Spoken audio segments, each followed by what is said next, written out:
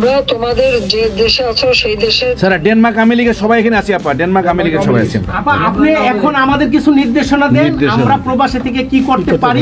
তোমাদের যেটা করতে হবে একটা হচ্ছে তোমরা যে দেশে আছো সেই দেশের আইন কানুন মেনে ইউতে ইউরোপিয়ান ইউনিয়নে যেখানে তোমার ওখানকার পার্লামেন্টে যেখানে আছো সব জায়গায় এই জনমত তৈরি করতে হবে। জি সন্ত্রাসের রাষ্ট্রে পরিণত করছে বা মানুষ খুন করছে, আজকে খুন করছে। আজকে তুমি জানো আমাদের মোহাম্মদ হোসেন মায়ের বাড়িতে আগুন, এইগুলি সে করে বেড়াচ্ছে এবং সমস্ত এই ইচ্ছা মতো।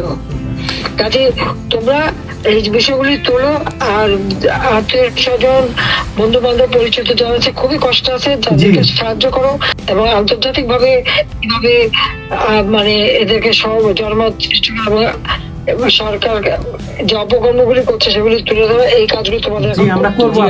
যে এরা জঙ্গিদের সাথে হাত মিলিয়ে এই ইউনূস যাকে সবচেয়ে বেশি সুবিধা আমি দিচ্ছি, গ্রামীণ ব্যাংকে 400 কোটি টাকা আমি দিয়েছিলাম যখন 96 সালে সরকারে ছিলাম, ব্যাংকটা বসে যাচ্ছিল। আমাদের অপরাধটা কি ছিল?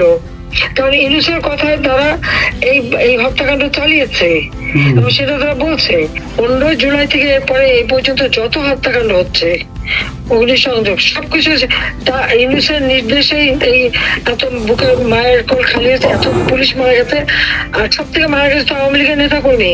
শুধুমাত্র ক্ষমতা লোভে এই লোকটা এইভাবে তার ম্যাটিকুলাসলি ডিজাইন করা অর্থাৎ সুপরিকল্পিত একটা প্ল্যান করে এই হত্যাকাণ্ড ঘটিয়ে সে সংবিধান লঙ্ঘন করে অবৈধভাবে ক্ষমতায় বসে আছে।